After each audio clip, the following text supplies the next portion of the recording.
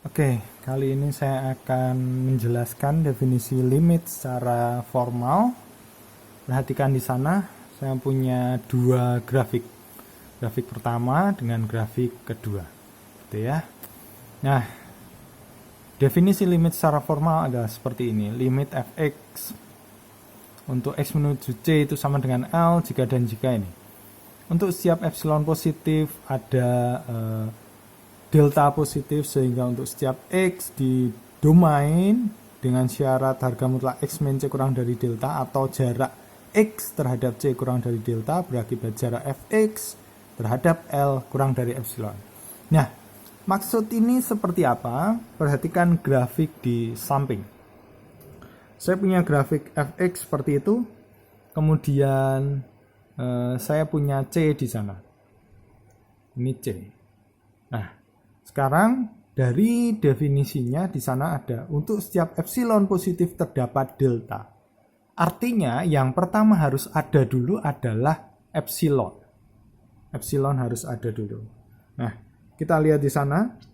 Misalkan saya buat epsilonnya sekian, epsilon sekian. Berarti ini ada daerah jarak L terhadap epsilon, ini jarak L terhadap epsilon gitu ya. Ini sekian. Pada garis putus-putus biru ini jarak L terhadap epsilon gitu ya, batasannya. Nah, maksud dari ini, definisi ini di sini, ketika kita punya epsilon, kita mau cari x, kita ingin mencari x yang jaraknya dengan c itu kurang dari delta, artinya dari c ini ada jarak delta, c ada jarak delta juga di sana. Jadi kita akan cari delta yang mana sehingga nilai fungsi-fungsi di sini berada pada ini garis biru, di tengah-tengah di antara dua garis biru ini. Pada contoh ini jelas sekali sudah saya berikan dengan epsilon ini, kemudian delta sekian. Misalkan ini di sana ada satu titik di sini yang kita lihat fungsinya. Nah, ini nilai fungsinya dia masih berada di antara ini, epsilon ini, garis biru ini. Persekitaran epsilon, garis biru ini. Saya ambil titik di sini lagi, yang lain lagi di sini. Ini masih berada di dalam garis biru ini. Saya ambil titik lain lagi di sana. Kita lihat titiknya, ini juga masih berada di dalam garis biru. Artinya apa? Untuk epsilon ini kita bisa menemukan delta sehingga semua yang ada di sini nilai fungsinya berada di dalam atau di antara garis biru ini. Nah, selanjutnya kalau kita berbicara mengenai definisi limit ini secara formal, nanti epsilon diperkecil seperti apapun, dimampatkan gitu ya. Dimampatkan, misalkan diperkecil misalkan sekian. Ini perhatikan garis hitam ini sekian, misalkan saya perkecil. Nah, di antara dua hitam ini kita masih bisa cari deltanya gitu ya. Deltanya yang mana ya? Misalkan saya ambil ini ya. Nah,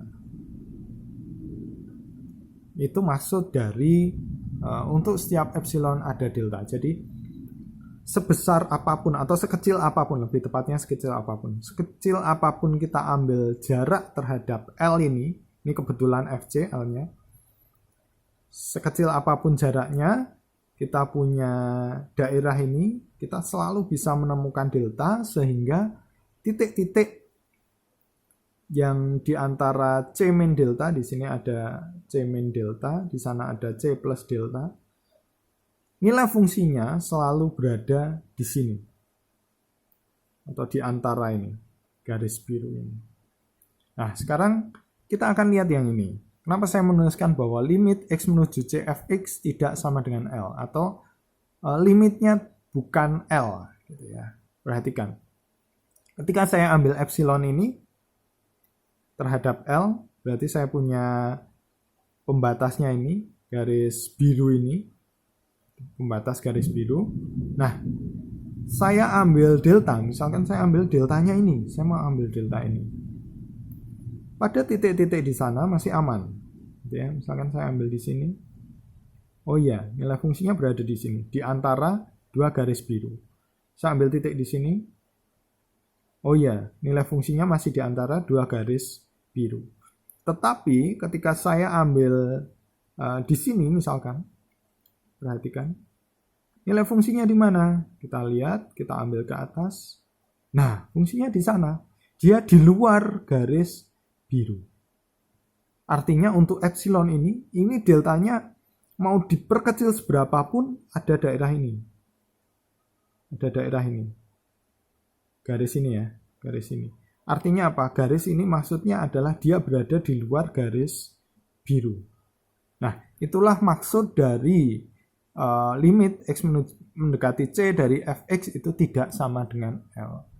Atau lebih lanjut nanti ini yang dikatakan sebagai limitnya tidak ada. Kenapa tidak ada? Karena ada epsilon, sehingga kita nggak bisa menemukan delta.